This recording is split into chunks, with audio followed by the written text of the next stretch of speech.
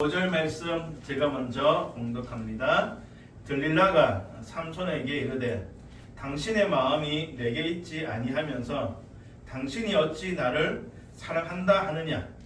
당신이 이로써 3번이나 나를 희롱하고 당신의 큰 힘이 무엇으로 말미암아 생기는지를 내게 말하지 아니하였도다 하며 날마다 그 말로 그를 재촉하여 조르매 삼손의 마음이 권대하여 죽을 지경이다. 삼손이 진심을 드러내어 그에게 이르되 내 머리 위에는 삭도를 대지 아니하였나니 이는 내가 모태에서부터 하나님의 나시린이 되었음이라.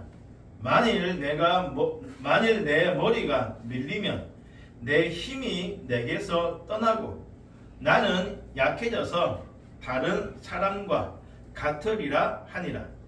들릴라가 삼손이 진심을 다 알려주므로 사람을 보내어 블레셋 사람들의 방백들을 불러 이르되 삼손이 내게 진심을 알려주었으니 이제 한 번만 올라오라 하니 블레셋 방백들이 손에 은을 가지고 그 여인에게로 올라옵니다. 들릴라가 삼손에게 자기 무릎을 베고 자기하고 사람을 불러 그의 머리털 7가닥을 밀고 괴롭게 하여 본즉 그의 힘이 없어졌더라. 들릴라가 이르되 삼손이여 블레셋 사람이 당신에게 들이닥쳤느니라 하니 삼손이 잠을 깨며 이르기를 내가 전과 같이 나가서 몸을 떨치리라 하였으나 여호와께서 이미 자기를 떠나신 줄을 깨닫지 못하였더라. 블레셋 사람들이 그를 붙잡아 그의 눈을 빼고 끌고 가사에 내려가 놋줄로 매고 그에게 옥에서 맷돌을 돌리게 하였더라. 그의 머리털이 밀린 후에 다시 자라기 시작하니라. 아멘. 이렇게 한번 서로 인사하고 격려하시죠. 예수 위에 섭시다. 예수 위에 섭시다. 예수님만이 우리의 반석이신 줄로 믿습니다. 아멘. 반석 위에 날마다 굳게 서시기를 주의 이름으로 축복합니다. 아멘. 찰스 코원이라는 생물학자 있었습니다. 생물학자 찰스 코원. 이 코원이요, 번데기에서 나비로 변태하는 과정에서 이 나비들이 작은 구멍으로 나오기 위해 애쓰는 것이 너무나도 고통스러워 보이고 안타까워 보였습니다. 그 작은 구멍을 막 비집고 넣으려는 그 나비의 그 수고가 너무 안타까워요. 그래서 어떻게 했죠? 가위로 구멍을 좀 더 내어주었습니다. 그래서 나비가요 쑥 하고 나와버렸습니다.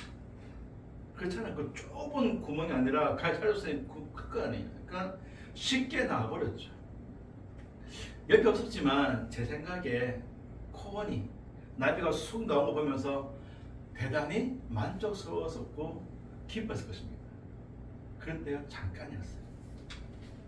자기가 무슨 짓을 했는지, 자기가 얼마나 어리석은 짓을 했는지 깨닫는데 얼마 걸리지 않았습니다. 그렇게 쉽게 쑥 나온 나비가요 땅에 툭 떨어지는 거예요. 날지 못하는 거죠. 성도 여러분, 날지 못하는 나비를 할 수 있을까요? 날지 못하는 나비가 살 수 있을까요? 나비 입장에서는 굉장히 불행한 거죠.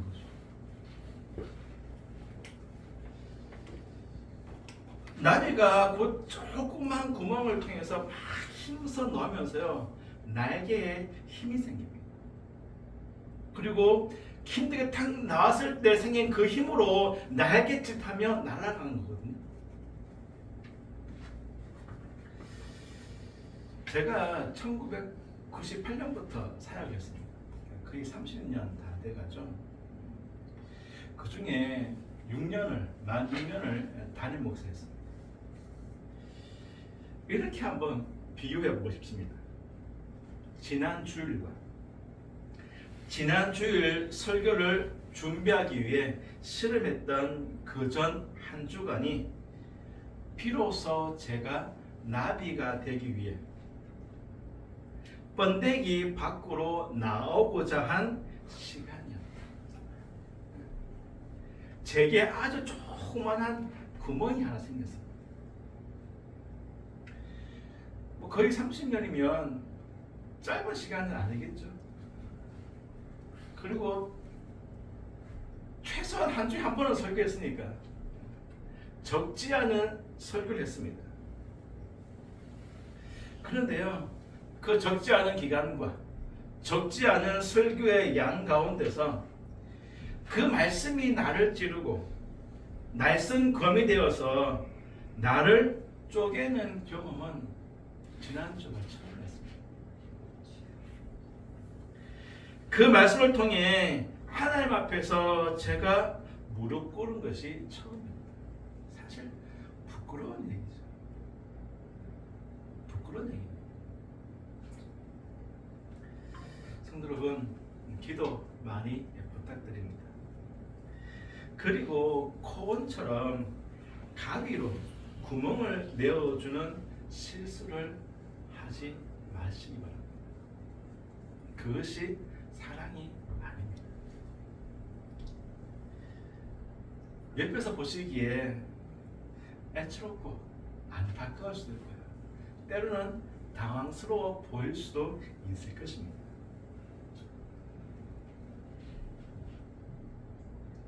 그때 제가 그 모든 과정들을 다 통과해서 날갯짓하며 날 수 있는 나비가 될 수 있도록 기도해 주십시오.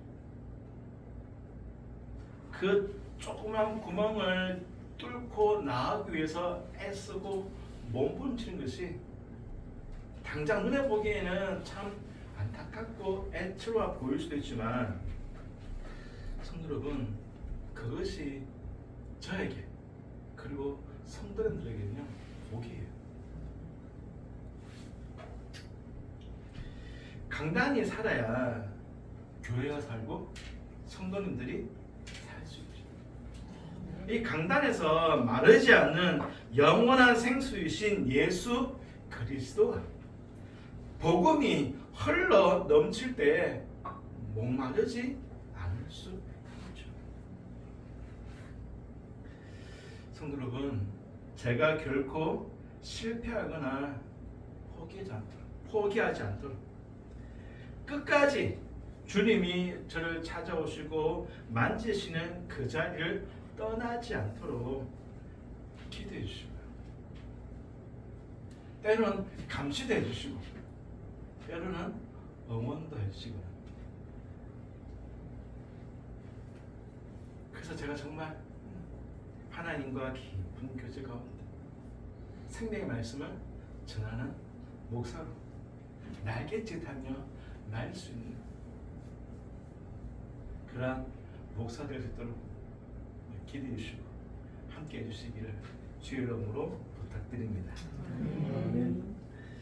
삼손에게도요 이런 시간이 있었습니다. 삼손에게도 이런 시간이 있었다. 땅끝선 네 번째 시간입니다. 땅끝에 선 사람들. 삼손이죠. 실패자였던 삼손, 하지만 마지막에 다시 자리를 찾은 삼손을 만나게 되었습니다. 삼손 다시 시작하니라. 이것이 오늘 말씀입니다. 삼손 다시 시작하니라. 성도님들은 삼손하면 가장 먼저 떠오르는 생각이 무엇입니까? 머리카락. 또요? 딴 데 없으신가요? 오직 머리카락밖에 없으신가요? 네? 나시린. 또요? 우둔함. 네? 우둔하다고요. 우둔하다. 네. 보통 삼손하면 수아에서처럼 우둔할 정도로, 그죠? 그런 삶을 살았죠. 삼손하면 머리카락, 그리고 들린다. 들린다. 우리는 들릴라, 삼손, 머리카락 이야기를 너무 많이 들었어요.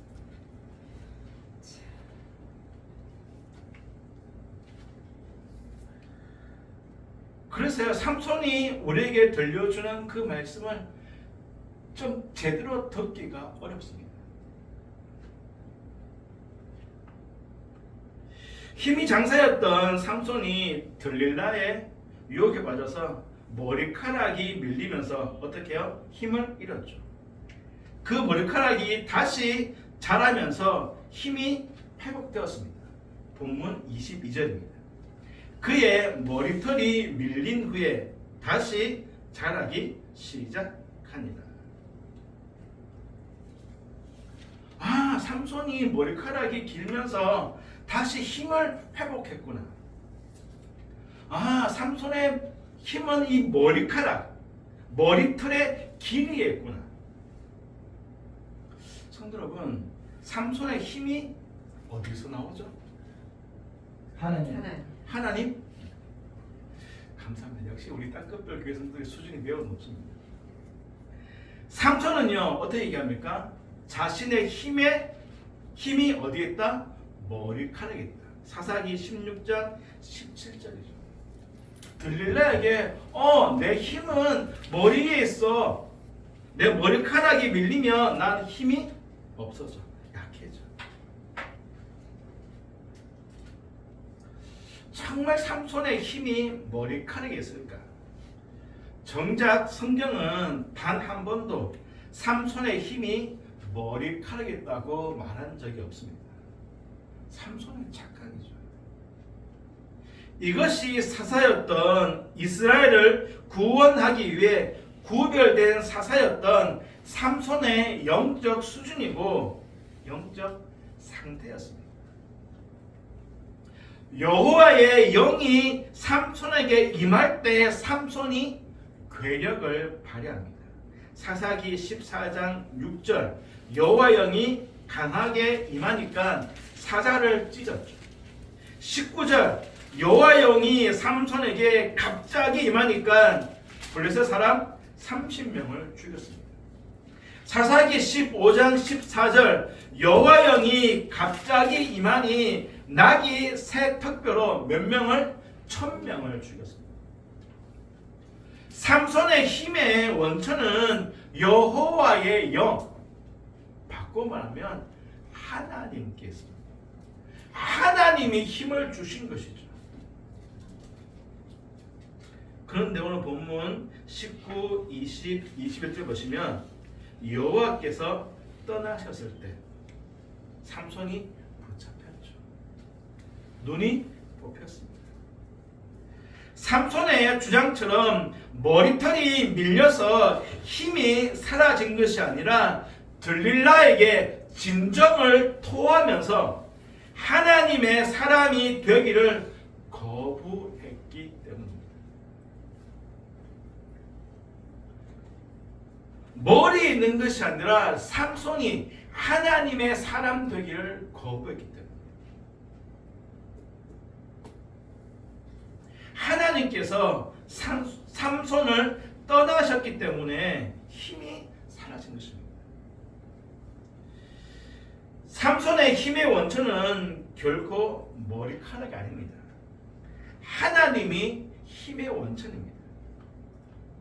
그런데 나시린이었던 삼손이 다른 나시린 규정은 다 무시하면서 유독 머리에만 관심을 두고 있죠. 나시린이었던 삼손이요, 다른 규정들은 다 무시하고 머리에만 집중하고 있습니다. 말씀을 지키지 않으면서 머리에만 신경 쓰는 것은요, 아무 의미가 없어요. 머리가 짧고 머리가 길고 그것보다 더 중요한 것은 내 마음이, 내 눈이 지금 내 발이 어디에 서 있고 어디를 바라보고 있는가.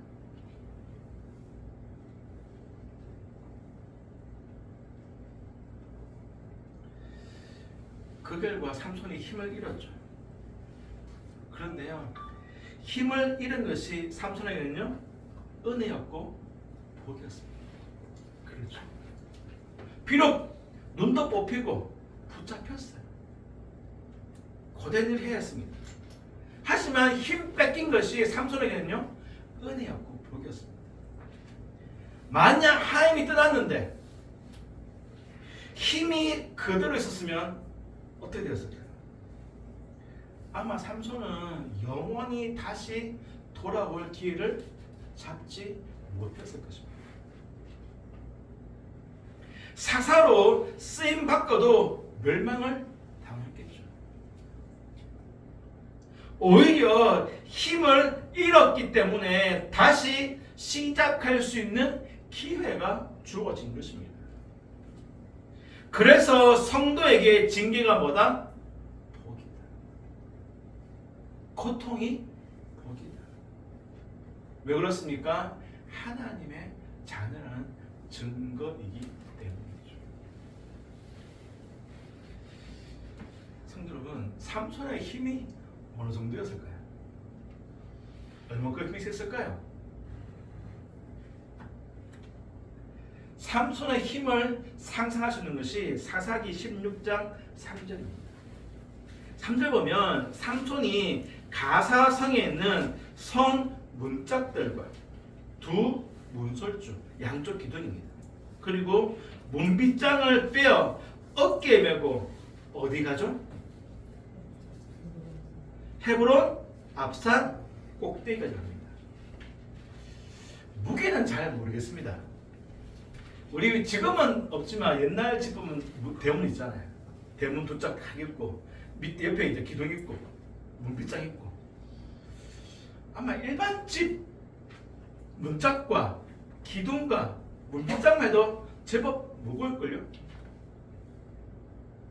그런데 한 도시입니다. 그것도 블레셋을 대표하는 도시거든요. 그러면 뭐 보지 못했지만 상상할 수 있죠. 굉장히 크고 화려할 것입니다.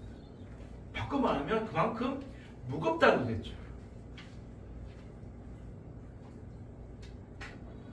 더 놀라운 것은 거리입니다. 가사에서 헤브론까지가 얼마쯤 될까요? 거리가 여기서 저까지? 가사에서 헤브론까지가 약 64km. 그리고요, 헤브론은 해발 1000m입니다. 거의. 그러니까 해발 1000m의 산까지 이렇게 메고 몇 킬로를요? 64km를 걸어간 거죠.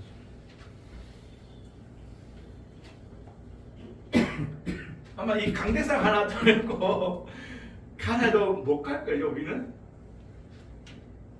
그런데 한 도시의 문짝과 기둥과 문빗장을 어깨에 메고 64km. 그것도 해발 1000m. 가사는 블레셋의 중심된 도시, 헤브론은요 이스라엘의 중심된 도시입니다. 우리가 이스라엘 백성들이라면 삼손이 가사에 그 문짝 들고 오는 것 보고 어떨까요? 아마 이 반응 아닐 겁니다. 뭐 환호하겠죠. 와, 우리가 이겼구나. 그렇지 않겠습니까? 아닌가요? 오늘따라 이렇게 반응이 없으신 거예요. 가사 그 성에 문짝을 메고 올 삼손 보면서 이스라엘 백성들은 뭐 환호하겠죠. 우리가 이겼다. 반대로 블레셋 사람들은요 삼손 보면서 두렵겠죠. 무섭겠죠. 절망하겠죠. 그런데요 오늘 본문 21절 보면 상황이 반대됩니다. 앞서는 삼손이 성문을 뺐잖아요. 그런데 21절 보시면 블레셋 사람들이 삼손의 눈을 뽑습니다. 삼손이 성문을 붙잡고 올라가잖아요. 지금은요 블레셋 사람들이 삼손을 붙잡고 어디로 가죠? 가사까지. 삼손이 주로 활동했던 곳이 소렉입니다. 그 소렉에서 가사까지가 60에서 65km, 가사에서 헤브론까지가 60km 이상, 소렉에서 가사까지가 60km 이상. 완전히 역전되었죠. 잡혀가는 삼손을 보면서 이스라엘 사람들은 절망과 두려움과 공포를 겪었죠. 반대로 블레셋 사람들은요, 우와, 우리가 이겼다. 23절, 우리의 신이 우리 원수 삼손을 우리에게 넘겨주었다. 우리의 신이 우리 원수 삼손을 우리에게 넘겨주었다. 이 말입니다. 우리 신 다곤이 삼손의 신, 이스라엘 신 하나님을 이겼다는 것입니다. 혹시 비슷한 사건 혹시 기억나는 거 있으신가요? 엘리 시대, 그죠? 전쟁통에 무엇을 빼앗겼죠? 법궤 뺏겼죠. 법궤를 빼앗은 블레셋이 법궤를 어디다 두었죠? 다곤 신당에 두었죠. 무슨 말입니까? 우리 신이 이스라엘 신을 이겼다.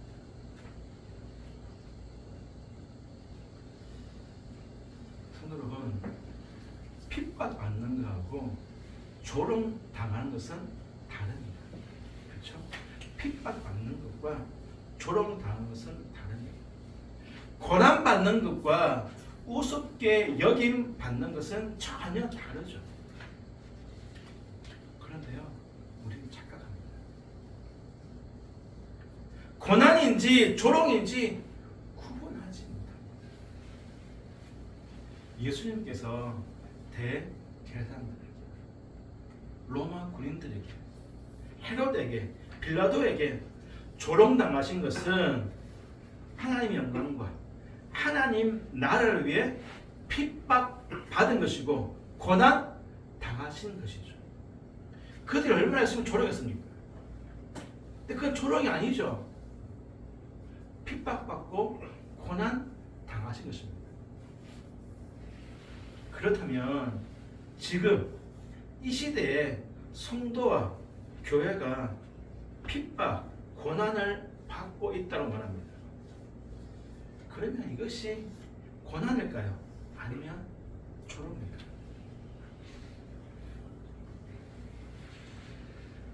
아마 분명 하나님의 영광과 하나님 나라를 위해서 고난 당하신 분들도 있을 것입니다.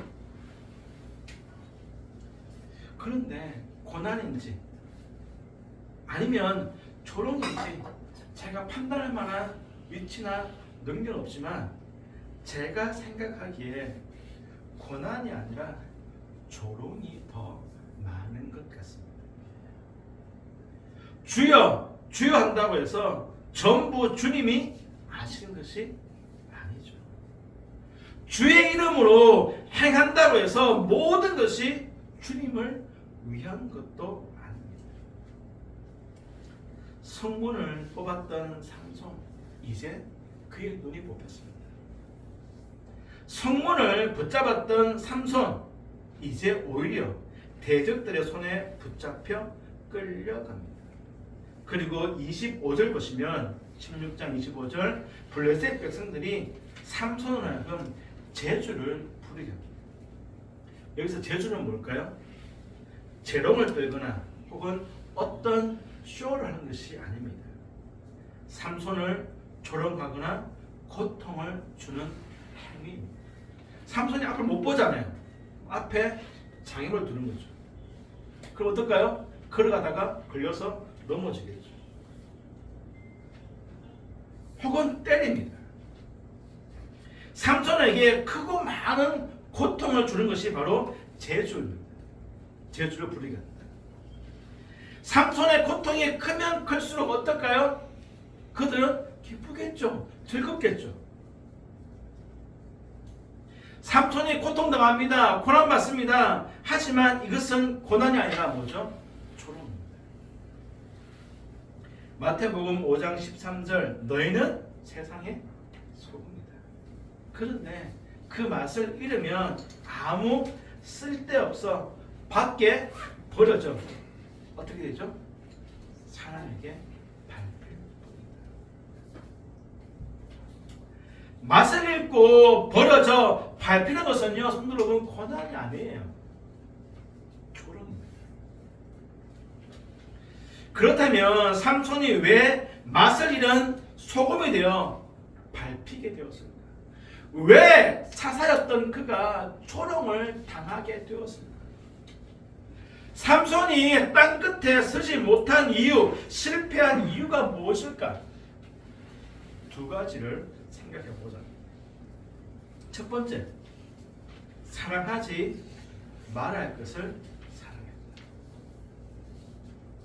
사랑하면 안 되는 것을 삼손이 사랑했습니다. 16장 4절 이후에 삼손이 소렛 골짜기에 들릴라라 이름하는 여인을 모함에 사랑하네. 삼손 이야기에요. 세 명의 여인이 나옵니다.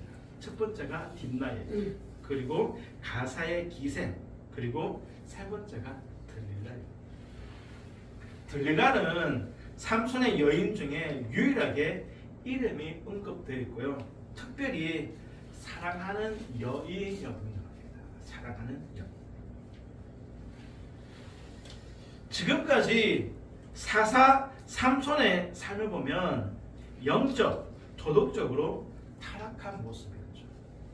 그렇지 않습니까? 육신의 전력도로 행했던 삼손이었습니다. 사사였던 삼손이.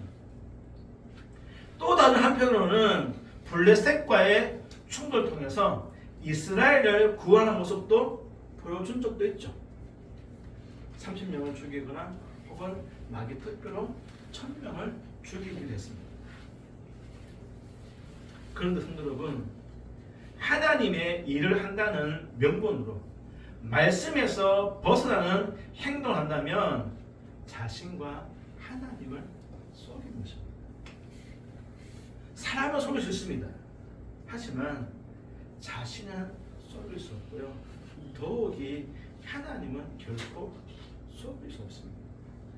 그래서 결국은요, 다 들통나요. 그래서 다른 사람도 결국은 속일 수 없습니다.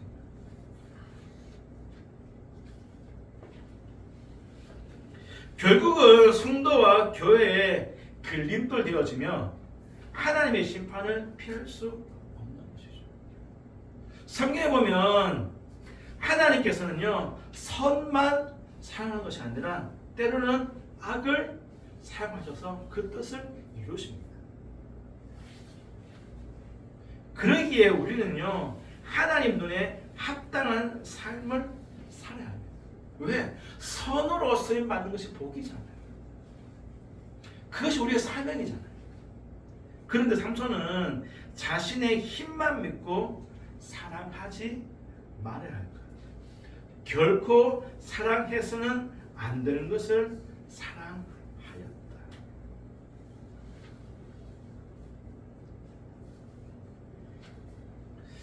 삼손의 두 번째 예언이 가사의 기생이죠. 소라 지역에서 가사까지가 60km거든요. 주로 삼손은 장거리 연애를 좋아한 것 같습니다.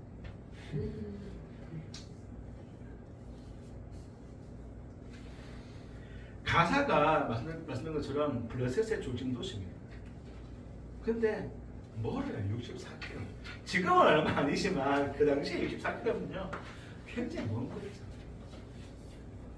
적진 한복판에 삼손이 혼자 길 간 거예요. 무슨 말이죠? 자신 있다는 거죠. 덤벼봐. 내가 자신 있어. 그 얘기잖아. 또 실제로 가사 성문을 빼면서 그것을 증명했죠.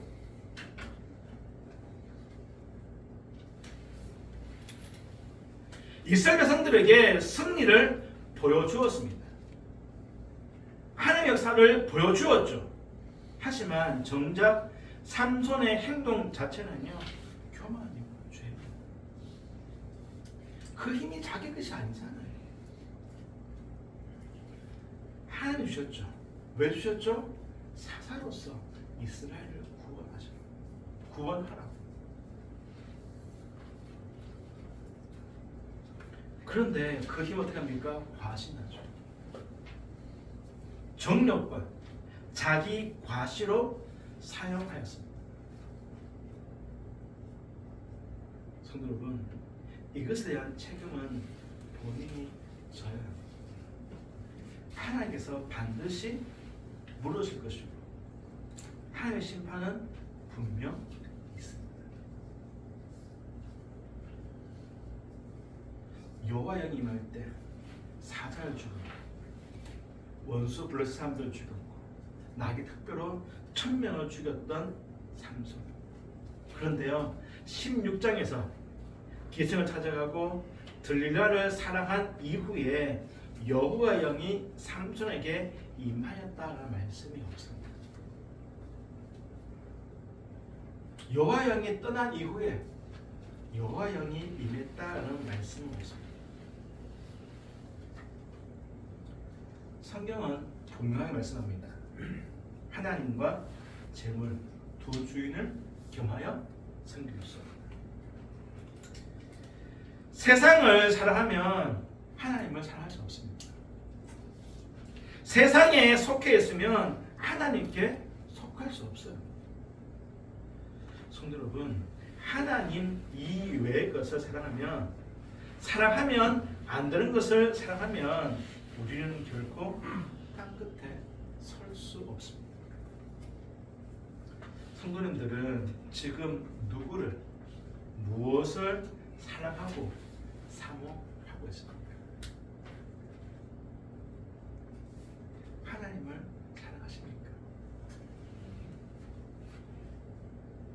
우리는 이 질문에요, 때로는 너무 쉽게 성급하게 하나님 혹은 아멘이라고 반응하고 대답합니다. 적극적인 대답 말고요, 영혼 깊은 가운데서 자신을 한번 살펴보십시오. 한번 돌아보십시오. 철저하게 점검해 보십시오. 주여 주여 한다고 해서 주님이 다 아는 것이 아닙니다. 주의 이름으로 행한다고 해서 모든 것이 다 주의 일은 아니에요. 정말 내 영혼 깊은 가운데서 내가 누구 생각하고 있는지, 내가 지금 누구에게 속해 있는지를 점검해 보시고, 그리고 나서 한번 대답해 보십시오. 그리고 그 대답이 하나님이시기를 주의 이름으로 축복합니다. 삼손이 실패한 두 번째 이유는 죄의 자리를 즉시 떠나지 않았기 때문이죠. 요셉과 대조되죠. 요셉은 어떻게 했습니까? 보디발 아내가 유혹할 때 즉시 떠났죠. 하나님께 죄를 지을 수 없다. 삼손은요, 계속 죄에 머물렀습니다. 자신이 지금 어디 있는지 모르는 거죠. 죄에 빠져 있으면서 자기가 지금 무엇을 하고 있는지 모르는 것입니다. 언제 깨닫죠? 두 눈이 뽑혔을 때, 감옥에서 맷돌을 돌릴 때, 머리털이 밀린 후에 다시 자라기 시작할 때야 깨닫습니다. 그런데요, 너무 늦어 보입니다. 삼손이 할 수 있는 것이 아무것도 없어 보이죠. 물론 우리는 뒤의 결과를 다 알기 때문에 이 말 별로 감동 안 되시죠? 우리가 다 삼손 바로 옆에 있다고 생각해 보시면서 들어보십시오. 눈 뽑혔어요. 감옥에 갇혔어요. 놋줄에 묶여있어요. 이런 삼손이 깨닫긴 깨달았는데 할 수 있는 것이 뭐가 있습니까? 그저 블레셋 사람 앞에서 제주라 부리면서 고통당하는 거예요. 이제 그에게는 특별한 힘도 없어요. 그런데요, 그때 이렇게 실패한 삼손에게 다시 하나님의 은혜가 임합니다. 본문 22절 말씀 같이 읽겠습니다. 22절 같이 읽겠습니다. 그의 머리털이 밀린 후에 다시 자라기 시작하니라. 그의 머리털이 밀린 후에 다시 자라기 시작하니라. 성경은 이렇게 써 있지만 우리는 이렇게 읽고 이해해야 합니다. 그의 머리털이 밀린 후에 삼손이 완전히 실패했을 때, 아무것도 할 수 없을 때 다시 자라기 시작하니라. 다시 하나님이 일하기 시작하니라.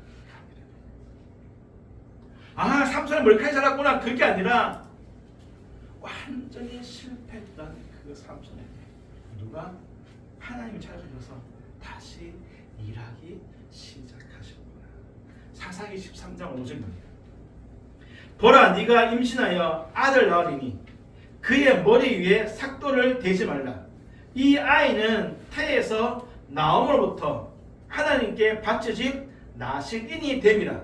그가 블레셋 사람의 손에서 이스라엘을 뭐하기? 구원하기 시작하리라. 같은 단어입니다. 이스라엘을 구원하기 시작하리라. 누가 구원하죠? 삼손이 아니에요. 하나님이. 누굴 통해서? 삼손을 통해서 구원하기 시작한 것입니다. 13장 25절입니다. 한번 보실까요? 13장 25절. 소라와 에스다올 사이 마하네단에서 여호와 영이 그를, 누구죠? 그가 삼손을 움직이기 마았다 시작하셨다. 하나님의 영이 삼손을 움직이기, 사용하기 시작하셨다.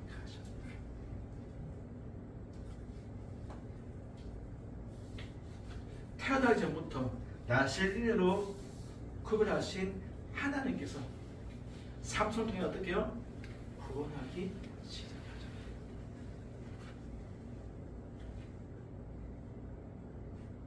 태어난 삼손에게 여호와 영이, 하나님이 그를 어떻게 해요? 움직이기, 사용하기 시작하셨다. 근데 삼손 어떻게 했습니까? 사랑하지 말고 해서 사랑했죠. 죄에서 떠나지 않았습니다. 그 결과 뽑히고 잡히고 완전히 실패했죠. 단 한 번도 사사다운 모습을 보인 적 없습니다.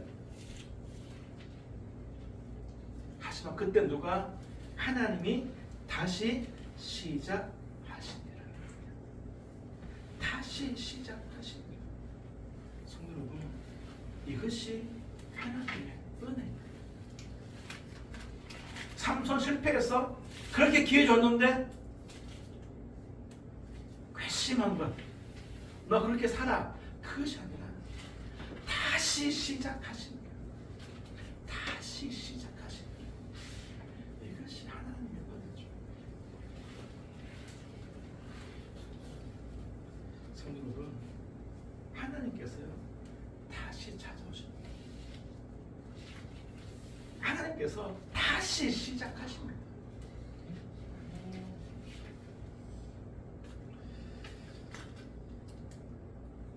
제 개인적으로 본다면, 저와 하나님의 관계에서 본다면요, 저는 이전 사역지에서 실패한 목사입니다.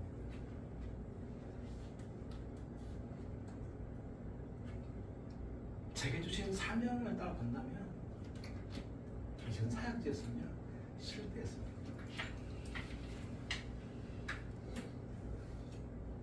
그래서 그만둔 거죠. 사역한 것입니다.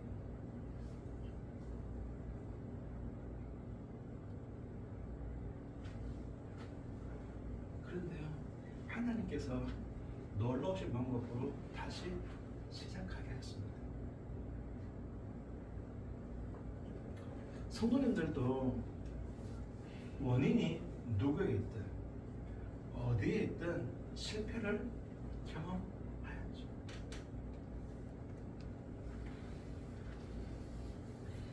하나님께서 다시 시작하게 하시는 줄로 믿습니다.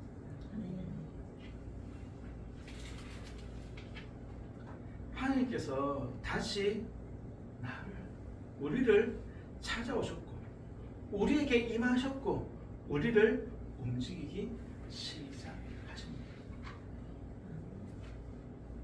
그리고 시작하신 땅끝별 교회를 통해서 땅끝에 구원 역사를 이루어 가실 것입니다. 성도 여러분, 나는 실패했지만, 나는 포기했지만, 나는 그냥 주저앉아 있지만 하나님은 다시 찾아오십니다. 다시 임하십니다. 다시 붙드시고요. 다시 부르십니다. 그리고 나에게 일하기 시작하시고 나를 통해서 하나님께서 다시 시작하시는 줄로 믿습니다. 이것이 삼손의 은혜였고 우리에게 주어지는 은혜인 줄로 믿습니다. 그러니 하나님의 구원 역사 가운데 하나님의 땅끝 역사 가운데 서서 굳게 서서 붙들려 쓰임받는 저와 여러분 그리고 우리 땅끝별 교회가 되어지기를 주님의 이름으로 축복합니다. 우리 시간 찬양하실 건데요. 이 찬양이 우리의 고백되어지고 간증되어집니다. 그리고 우리의 삶과 삶의 열매가 되었으면 좋겠습니다. 주님 다시 오실 때까지. 주님 다시 오실 때까지 찬송하도록 하겠습니다.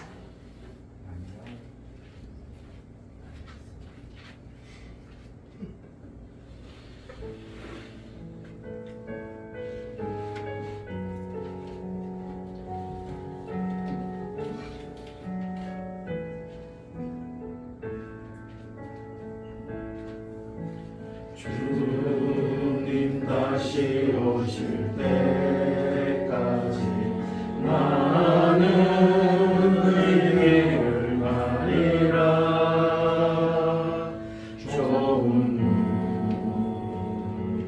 좋은 길 나의 십자가 지고 나의 가는 이 길 끝에서 나는 주님을 보리라. 영광의 내 주님 나를 맞아주시니 주님 다시 오실 때까지 나는 일어나 달려가리라. 주의 영광 온 땅 덮을 때 나는 일어나 노래하리. 내 사모하는 주님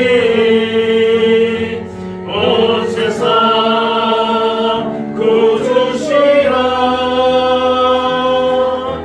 내 사모하는 주님 영광의 왕이 한번 더 하겠습니다. 주님 다시 오실 때까지. 주님 다시 오실 때까지 나는 이 길을 가리라. 좁은 길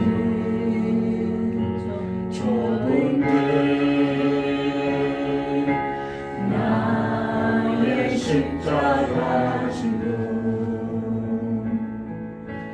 나의 가는 이 길 끝에서 나는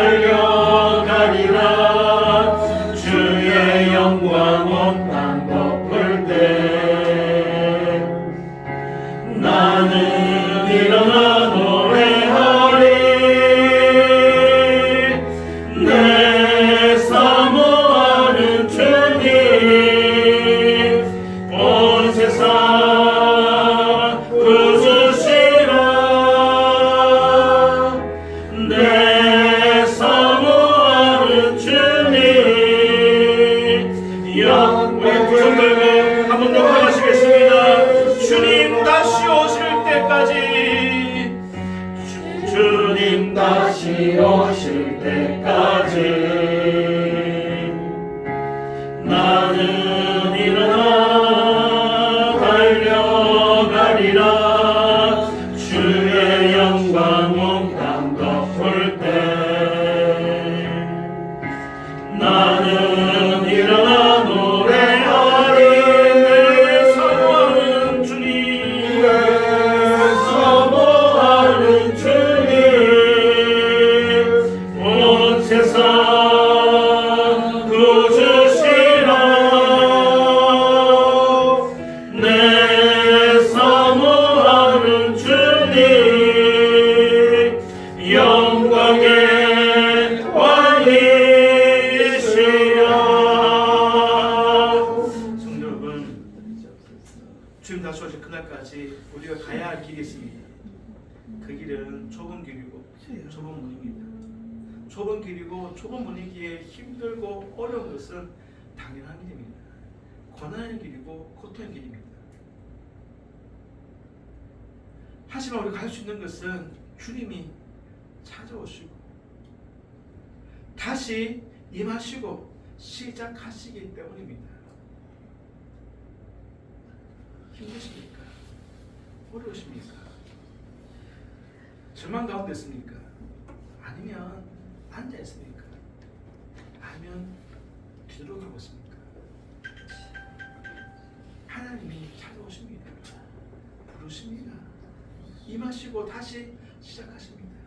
하나님, 내가 가야 할 좁은 길, 좁은 문 끝까지 가게 하옵소서.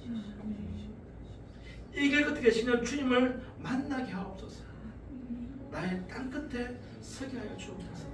하나님, 우리 땅끝벌 교회 이제 시작하였지만 주님이 시작하였습니다. 땅 끝에 서는 교회 되게 하옵소서.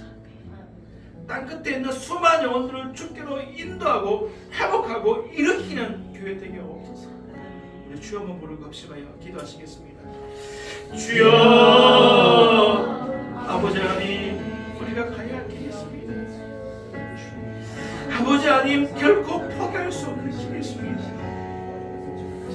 좁은 길입니다. 좁은 문입니다.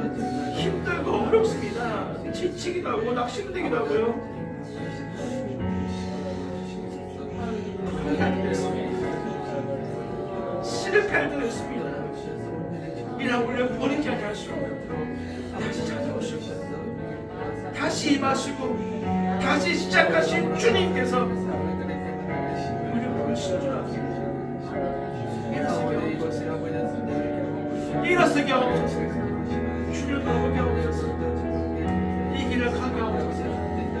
이 길 끝에서 주를 만나게 하옵소서. 나의 땅 끝까지, 나의 땅 끝에 굳게 서게 하여 주시옵소서. 아버지 하나님, 땅끝을 교회 기억하옵소서. 이제 시작한 교회지만 주님 오셨습니다. 주님께서 시작하셨사오니 땅끝 가운데 구원의 큰 역사를 일으켜 주옵소서. 하나님, 우리가 가야 할 길이 있습니다. 우리가 끝까지 가야 할 길이 있습니다. 정말 이 길을 끝까지 가고 싶지만 좁은 길이고 좁은 문이기에 하나님 너무 자주 실패합니다. 힘들고 어려워서 포기할 때도 있습니다. 낙심하고 절망하기도 합니다. 아버지 하나님, 뒤돌아서서 기울뚱하기도 하고 세상을 바라보기도 합니다. 이런 나를 아버지 하나님, 그럼에도 불구하고 포기하지 않고 버려두시지 않고 다시 찾아오시고 임하시고 다시 시작하시는 하나님의 그레할기에 이 자리에 섰습니다. 아버지 하나님, 이 길 끝까지 가게 하옵소서. 좁은 길이고 좁은 문이지만 이 길 끝에 주님이 계신 줄 압니다. 그 주님을 만나게 하옵소서. 나의 땅 끝에 온전히 설 수 있는 은혜 주옵소서. 우리 땅끝별 교회 주님이 시작하셨습니다. 아버지 하나님, 시작하신 이 교회 통해서 아버지 하나님, 땅 끝에서 수많은 주의 백성들이 돌아오고 합니다. 회복되게 하옵소서. 아멘. 일어서게 하옵소서. 아멘. 주를 찾게 하여 주옵소서. 아버지 하나님 드린 예물이 있습니다. 기쁘게 받아주시고 아버지 하나님 땅끝에서 사용하여 주옵소서. 드린 손길들 함께 배운 모든 성도들 한 분 한 분 다 기억하셔서 그 가정과 그 산업 위에 복의 복을 함께 하옵소서. 지경을 넓혀 주옵소서. 필요들이 있습니까? 채워 주옵소서. 어려움이 있습니까? 주님께서 해결해 주시고 방패가 되어 주옵소서. 아버지 하나님 함께 예배하기 원하지만 이렇게 하신 분들이 있습니다. 멀리 성도들이 있습니다. 있는 그곳에서 만나주시고 새롭게 하여 주옵소서. 아멘. 우리 주 예수 그리스도의 은혜와 하나님 아버지 크신 사랑과 성령 하나님의 위로부터 하심이 이 길을 끝까지 가기로 고백하는 성도님들과 성도의 가정과 직장과 사업장과 새롭게 시작되어지는 이번 한 주간과 가정에서 혹은 먼 곳에서 함께 예배할 성도들과 우리 땅끝별 교회를 위해 이제로부터 영원토록 함께 있을지어다. 아멘.